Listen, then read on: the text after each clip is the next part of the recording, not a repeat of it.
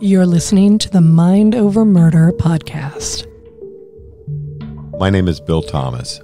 I'm a writer, consulting producer, and now podcaster. I am now trying to use my experience as the brother of a murder victim to help other victims of violent crime.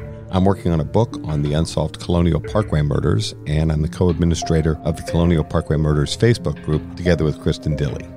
My name is Kristin Dilley. I'm a writer, a researcher, a teacher, and a victims advocate, as well as the social media manager and co-administrator for the Colonial Parkway Murders Facebook page with my partner in crime, Bill Thomas.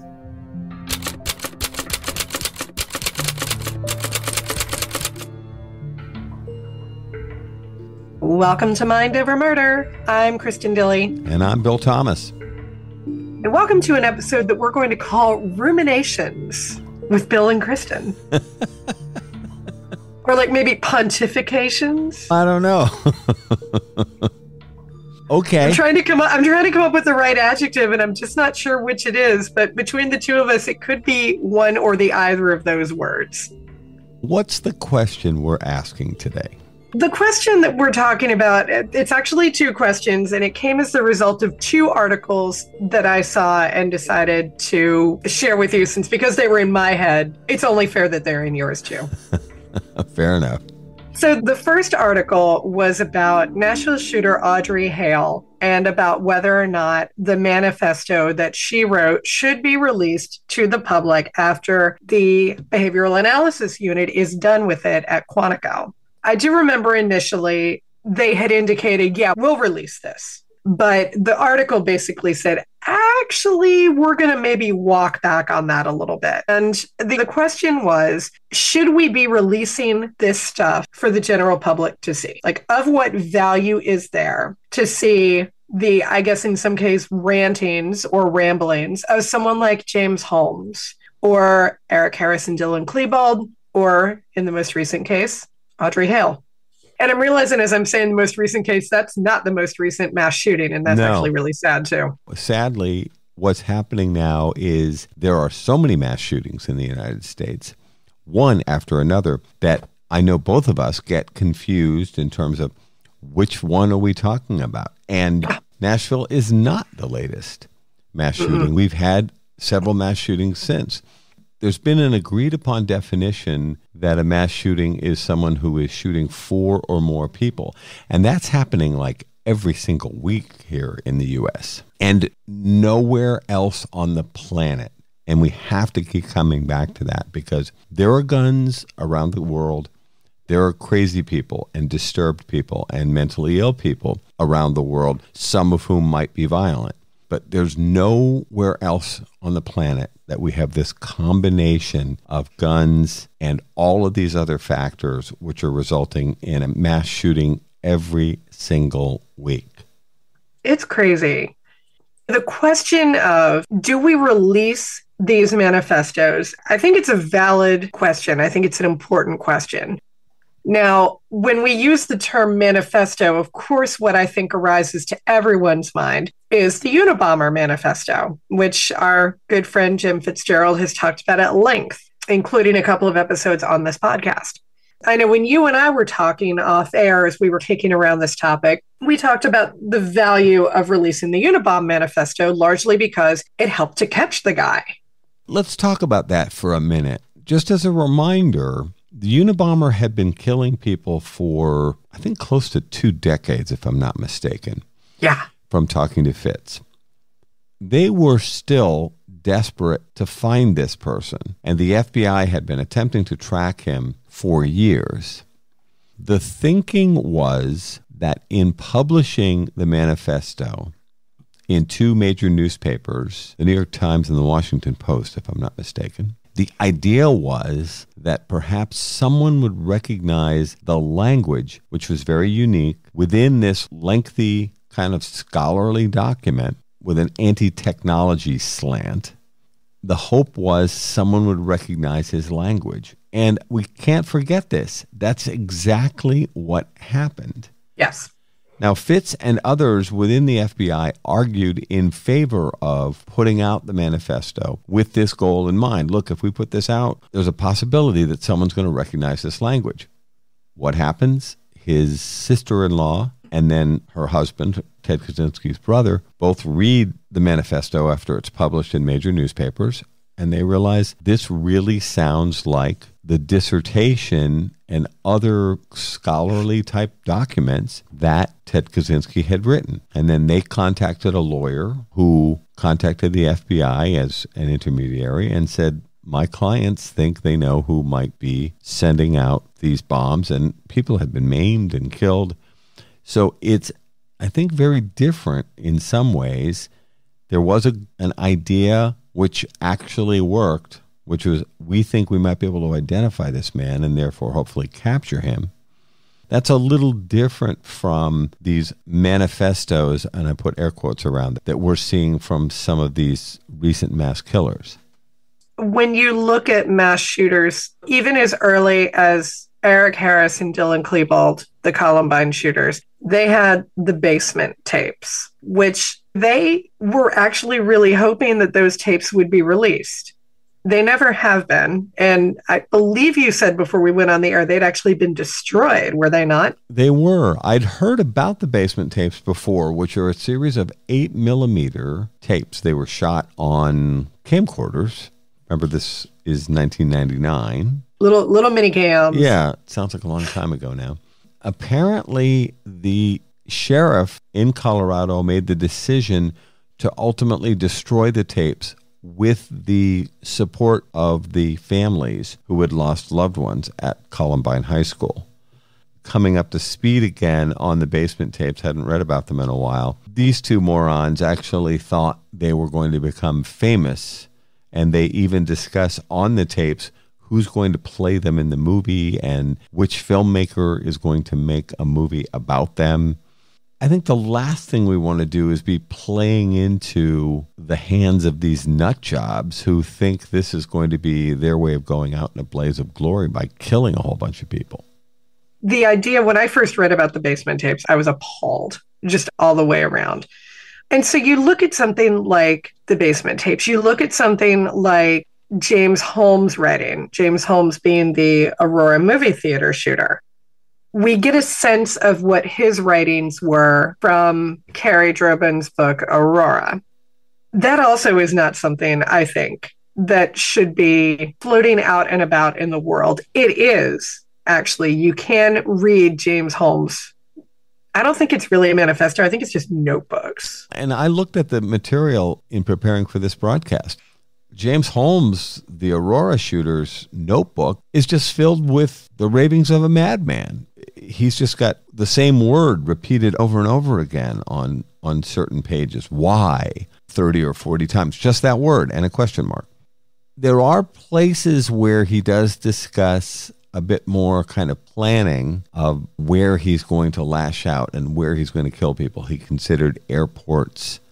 He considered a movie theater. And then finally he decided to attack a movie theater because that's much more vulnerable, much less security. So there may be some benefit to law enforcement. I'm not actually sure there's any public good, though, in releasing these manifestos. Yeah, I think that it is one thing if you're a psychologist or a psychiatrist and you are looking to gain insight into the criminal mind, then absolutely. The BAU would have a vested interest in it. Psychologists would have a vested interest in it. But I don't think that it is something that needs to be broadcast for everyone to see. Now, as humans who are very invested in true crime culturally right now in the United States, are people going to be interested in what Audrey Hale had to say and why she decided to shoot up the Covenant School? Yes, probably people are going to be very interested. But do they need to see it chapter and verse in what is very likely the rantings of, as you said earlier, a mad person? I don't think we need to see that. I don't think we do. Audrey Hale is dead. She was shot to death by Nashville Metropolitan Police officers responding to the mass shooting at the Covenant School. She's not going to go on trial. In some of these examples, like James Holmes, the Aurora shooter, he actually went on trial. And so these materials were introduced as part of the legal proceeding, which is how they ended up in the public.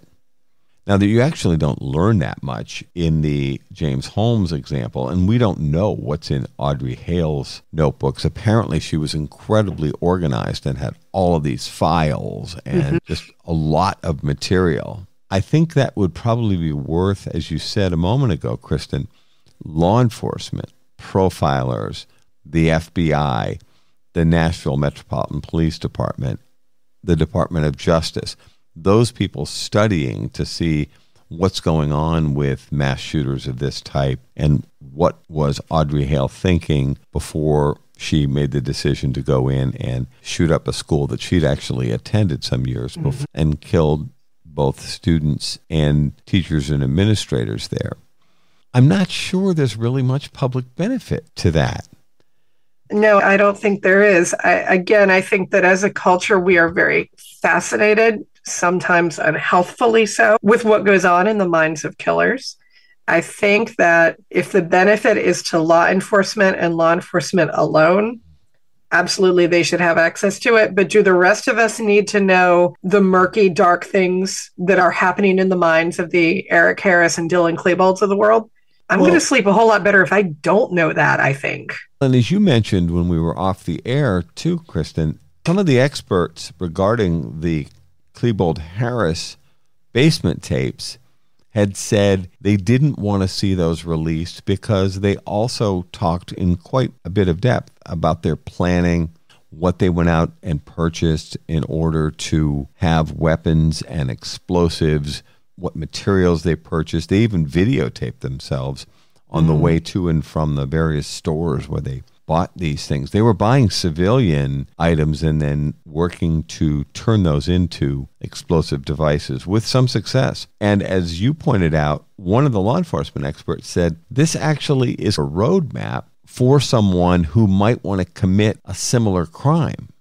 Yeah, it's a blueprint for any teenage copycat that decides they want their 10 minutes of fame the same way that Harris and Klebold got theirs. I don't think there's any reason why things like that need to be released to the public. Now, if you read, for example, Dave Cullen's Columbine, which is an excellent book, he does offer excerpts and things like that. And that's fine because it is all part of the narrative. But would I want to see what they put out there into the world released for everybody to read it? No, not at all. I don't think there's value to that. And it is just a roadmap. Like you said, it's a blueprint for the next person who wants to have notoriety to pick it up and go, you know what? That sounds like a great idea. Let's go. There are transcripts available of the Dylan Klebold, Eric Harris basement tapes, word for word, what was said by these two individuals. In the interest of everyone's mental health, and I'm talking about the collective, the big we here. Yes. I don't know that we really need to see this stuff. Now, there may be people that are studying criminology, psychology.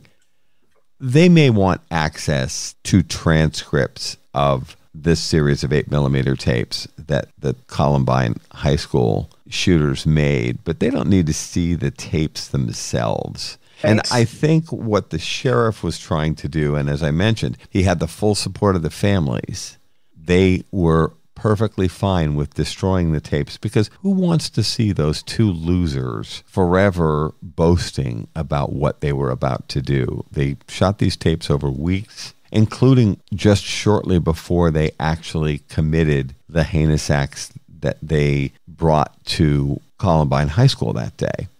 As we both know, there's so much interest now in true crime. There's a lot of material that tends to leak. And so it ends up just all over the place. And of course, this wondrous tool, the World Wide Web that we all use and we're using as we record this podcast, it also allows for very quick distribution of often extremely disturbing material that most of us don't need to see. One of the things that I remember very clearly from one of the crime cons that we went to in the last couple of years, I think it was New Orleans. They have a tendency to blend together because they're all action-packed and with a lot of information. But they do. I think this was New Orleans. It was Chris Darden speaking. Was that New He Orleans? was pretty amazing, and I think that was New Orleans. Yes. So I remember that he was doing his excellent presentation, which really was phenomenal. He's a great speaker. Yeah, he is. But I remember that in his PowerPoint, he included very graphic, unedited crime scene photos from the Nicole Brown Simpson and Ron Goldman murders. And I remember thinking, oh man, and I never wanted to see those. I didn't either.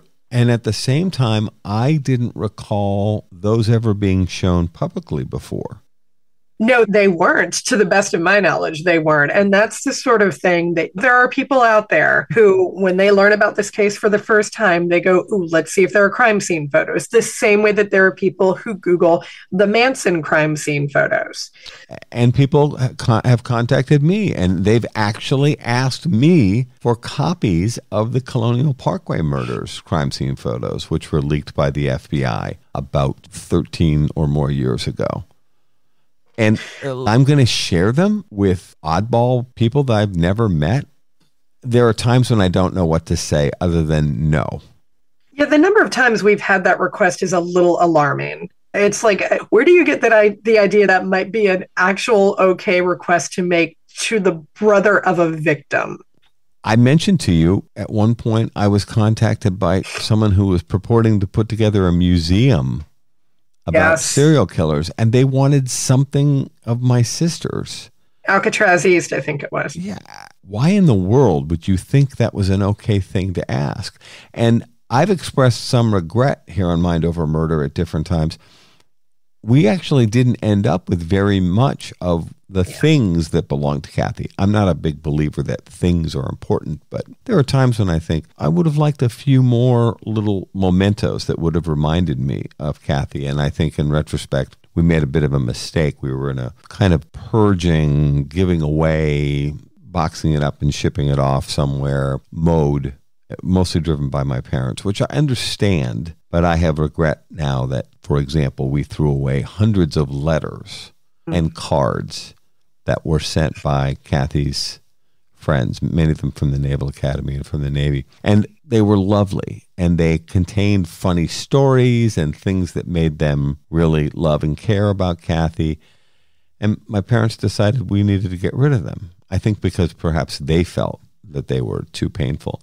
Now, my brothers and I are sorry because we think it would be really lovely to have those things. I'm not saying I'd look at them every day or every week, but it'd be nice to have them in a box somewhere.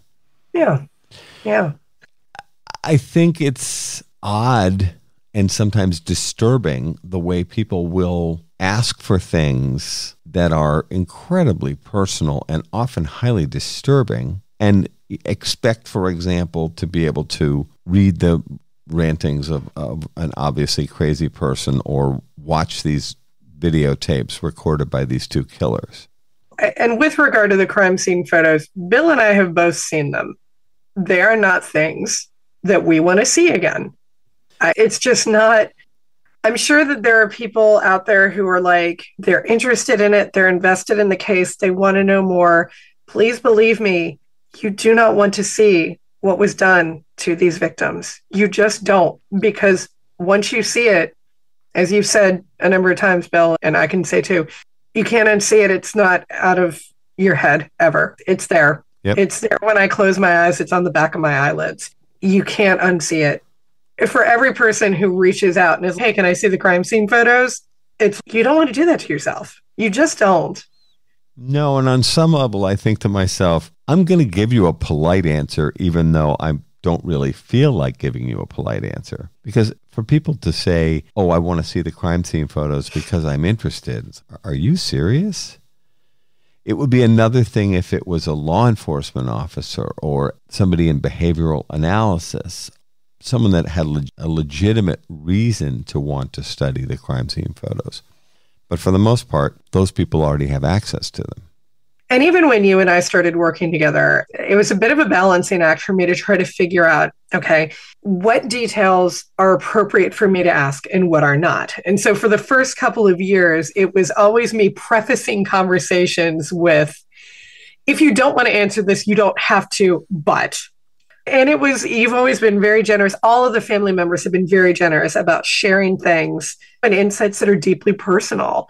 But it was really only within the last year that I saw those crime scene photos, and I wish to God I hadn't. I know. They're very disturbing. You're listening to Mind Over Murder. We'll be right back after this word from our sponsors. We're back here at Mind Over Murder. Among the articles that you shared with me over the last week or so as we were discussing putting this podcast together was a very powerful article from the New York Times. It was a magazine story from April 20th, 2023. We'll link to this in the show notes. I urge all of our listeners to read this story. And of course, the New York Times is not behind a paywall, thankfully. This article is incredibly powerful and moving. It focuses on 3 investigators who worked on the Sandy Hook shooting in 2012 in Sandy Hook, Connecticut, where 26 people were murdered. And it's a very powerful article. I don't think most of us will be able to get through it without shedding a few tears. Oh, yeah. But they talked about the impact that working that crime scene with 26 victims, what that was like for these pretty hardened professional people, but also people with hearts and souls and minds that, like you said, can't turn the images that they've seen off. They went home to their families and really struggled.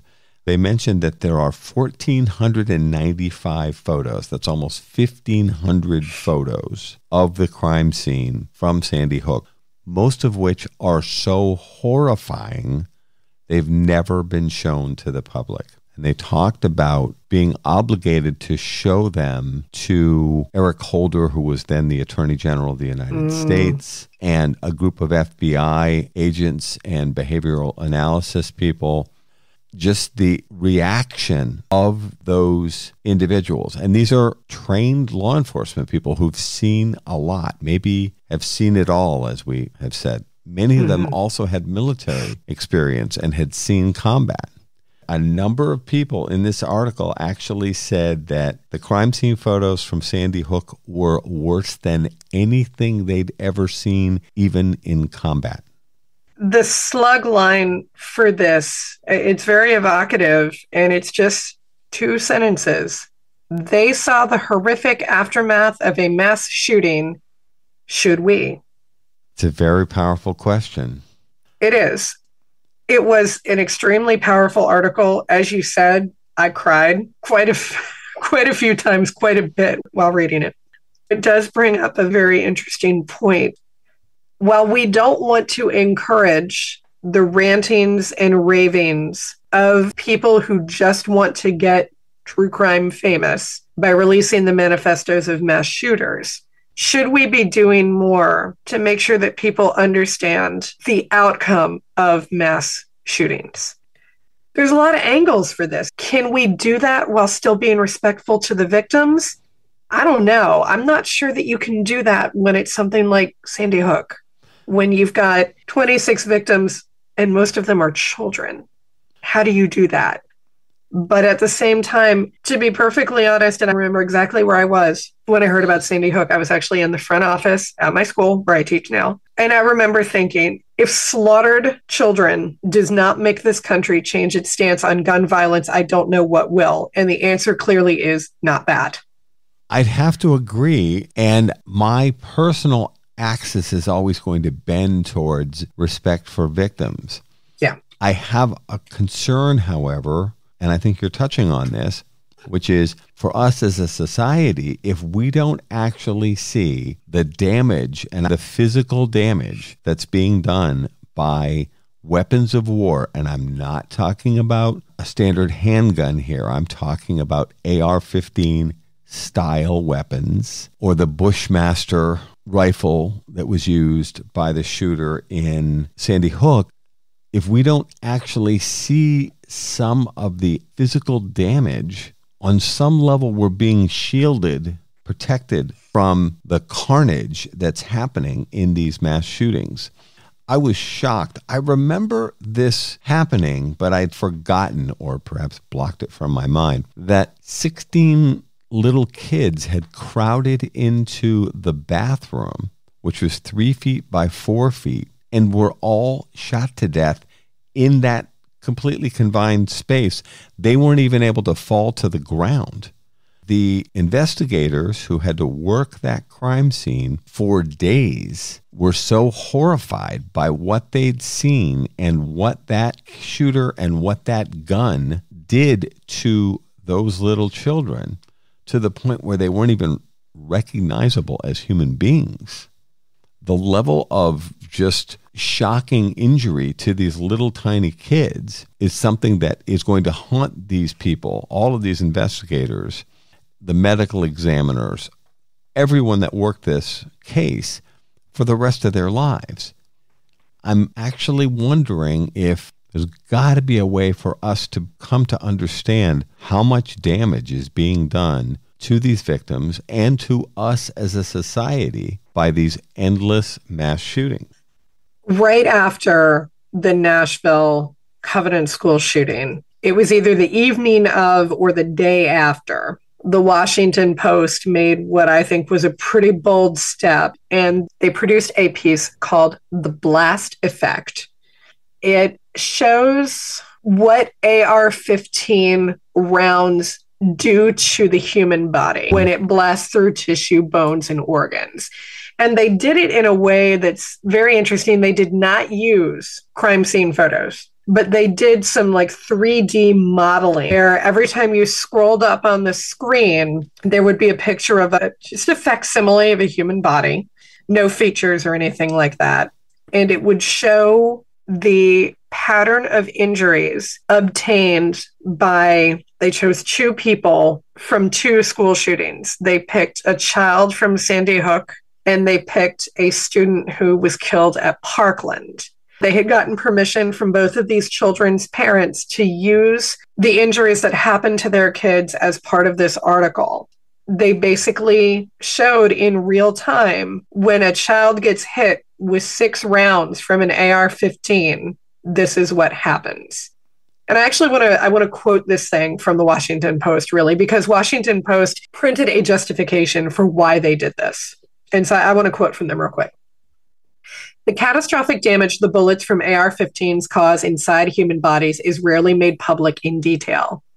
News organizations do not generally publish graphic autopsy or crime scene photos because the images could be viewed as dehumanizing, exploitative, and traumatizing, or could inflict further pain on the families of victims.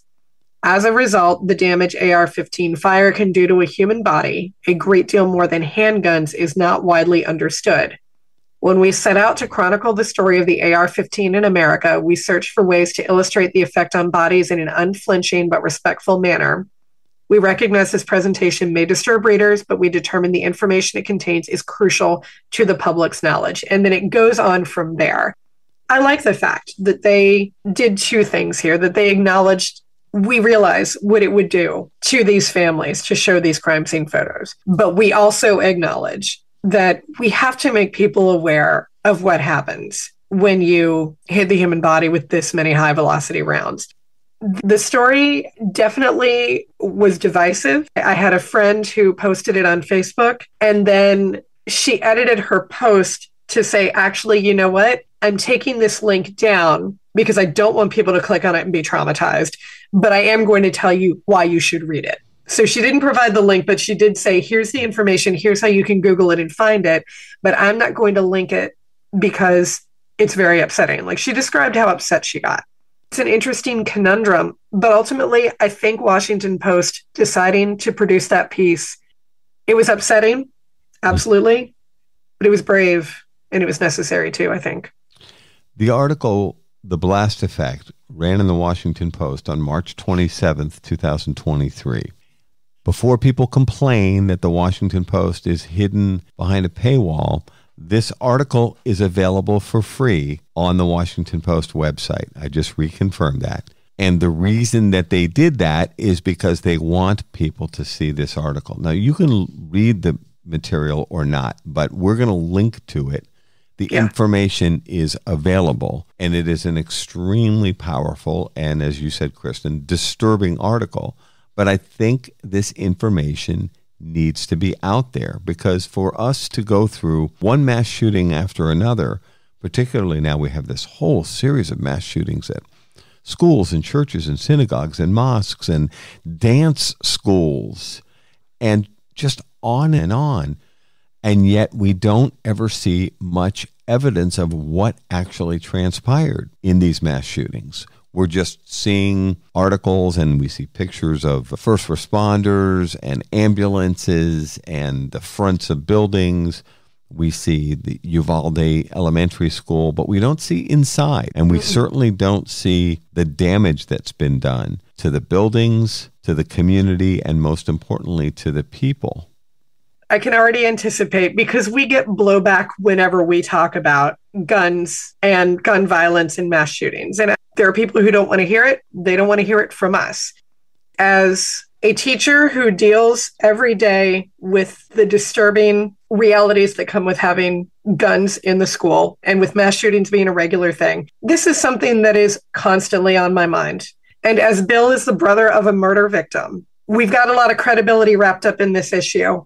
When we talk about the idea of authentic reporting and reporting what is right, we talk about ethics in true crime. I think that not only do we have a right to talk about this, I think we have the responsibility to talk about it as true crime podcasters, as journalists. A friend laughed at me the other day. He was like, "You're not a journalist." Okay, fine. But I am yourself here. A podcaster. Yeah, I am a podcaster, and I have a forum. We have a forum, and we have the right to speak about it. And more importantly, we have the responsibility to speak about it. So are we going to get blowback for this episode? Yeah, probably. We always do. I think if anybody has the right to speak out about it, it's people who live it within the true crime space. We have always tried to be very respectful of the fact that our listeners come from a wide variety of backgrounds. First of all, you're all over the country. You're all over the world. Politically, it's the gamut from our most conservative friends to our most liberal friends, and lots of stops in between. I don't even know why I feel I need to say this. Understand, no one's coming for your guns. We're not proposing that anyone take away your guns. But if we as a country don't figure out how to do something, we're headed down a road here that is so excruciatingly painful and divisive. We've got to figure out a way for kids to be able to go to school safely. And then, as I was mentioning, all those other categories, and I'm just scratching the surface. You can't go anywhere now without being worried that you're going to be gunned down by a crazy person with an automatic weapon. Let me read from the AP for a moment. The U.S. is setting a record pace for mass killings in 2023, replaying the horror on a loop roughly once a week so far this year. The carnage has taken 88 lives in 17 mass killings over 111 days. Each time the killers wielded firearms. Only 2009 was marked by as many such tragedies in the same period of time. 88 lives, 17 mass killings in the first 111 days of this year. This is insane, and we can't keep doing this. We've got to figure out something. If people want to say that we're falling off the planet, lefty tree huggers, that actually is true when it comes to me. But I would say you are, aren't you?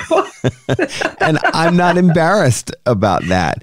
But at the same time, we understand a lot of the people that we work with in law enforcement are coming at this from a much more conservative perspective.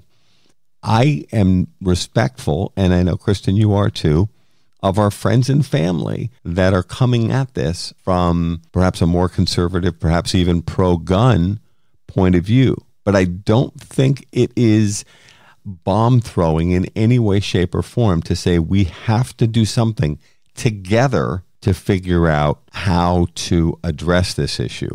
And arming teachers isn't even a serious suggestion. So let's not even bother to go there. But I do think we need to take steps and work together. And if people want to say that we're communists or whatever, quite frankly, it probably means you don't know what you're talking about. All we're saying is we think we need to do something, and we need to do something now.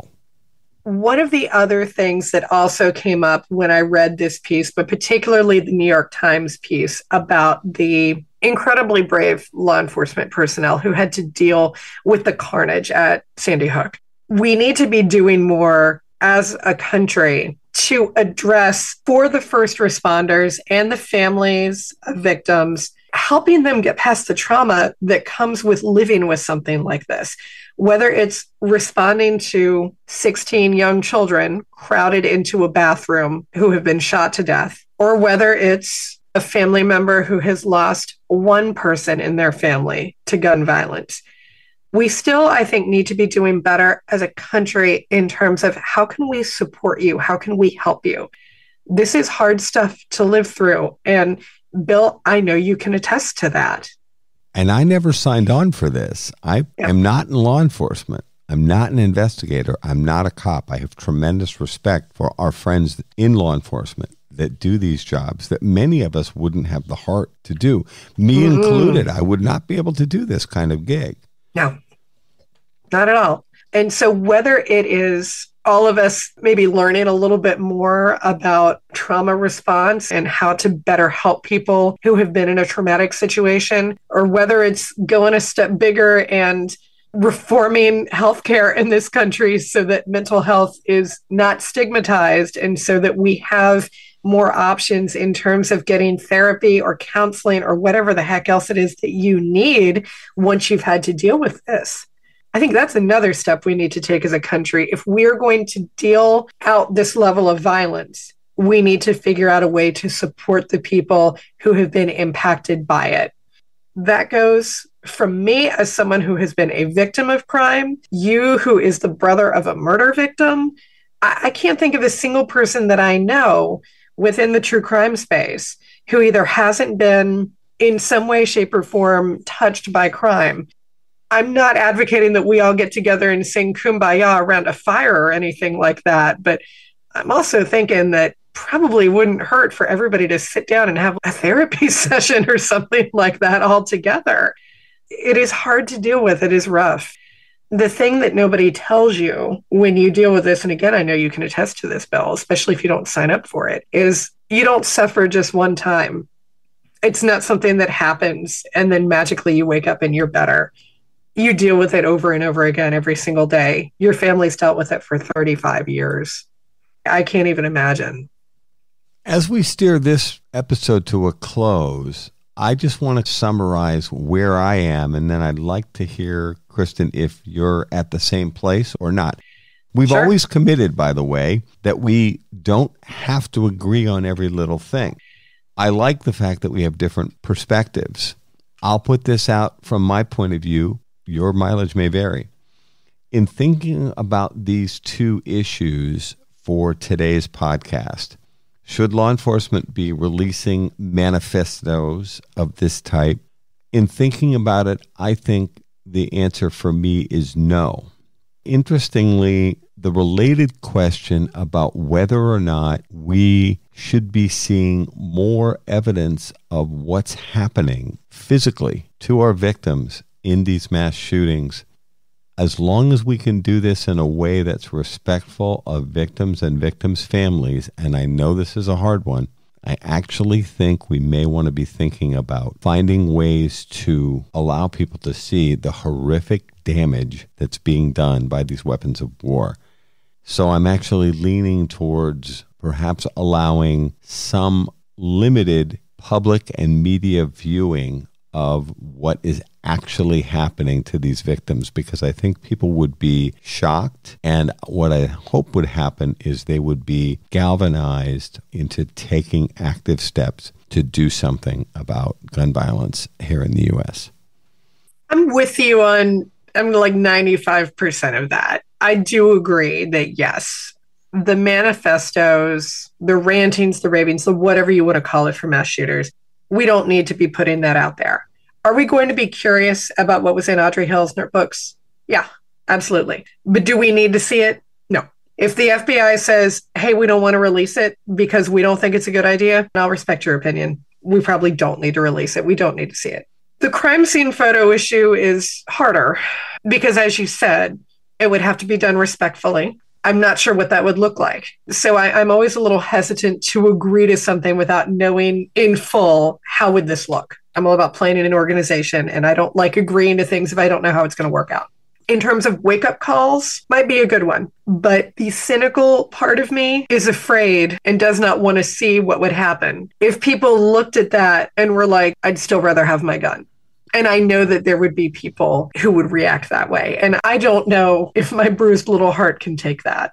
I don't know that I could deal with that, especially from people that I know and love who are, they like their guns, protective of their guns. And I've told them, I'm not the mean liberal here to take away your gun. You can have your gun, and I'm fine with that. I don't know how I would feel if someone that I really, truly loved saw those crime scene photos and said, you know what, that doesn't matter to me, because it matters to me. I find myself in a really weird place right there. The appropriate compromise might actually be articles like The Blast Effect in the Washington Post, which managed to be descriptive and informative without necessarily being horrifically graphic because they were illustrations. Yeah. We'll recommend the New York Times article and the Washington Post articles as both very much worth our listeners' time. I would also add to that, if you know that this is something that is going to greatly upset you, then please use your own best discretion and don't put yourself through something that you don't feel like you have the emotional capacity to handle right then. I definitely wish that I had waited a day or two before I looked at the Washington Post article. It was very necessary. It was something that I needed to see, but I didn't have good dreams that night. It stayed there in the back of my head, and all I ended up having that night was gun-related nightmares. So know where you're at and where you're coming from before you embark on these particular articles. And if you need to use discretion, I would say err on the side of using discretion. I think we should steer to a close. That's going to wrap it up for Ruminations with Bill and Kristin. We've got to come up with a better title for this, I think. But I feel like this is what you would get if you were to ask the two of us to coffee. We would talk about these things. We would do it with a caffeinated beverage and maybe a scone or two. But this is what you would get if you had Bill and I for coffee. Hopefully this has at least been a slightly illuminating experience for you. As you were saying that, I thought to myself, we could change it from ruminations to disturbing thoughts with Kristin and Bill.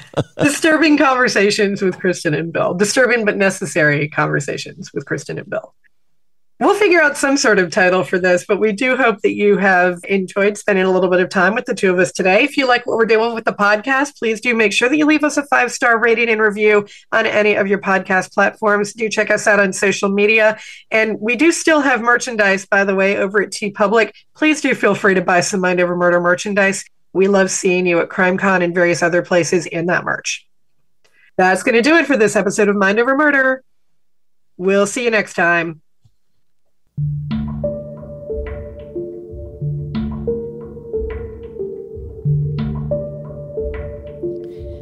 Mind Over Murder is a production of Absolute Zero and Another Dog Productions.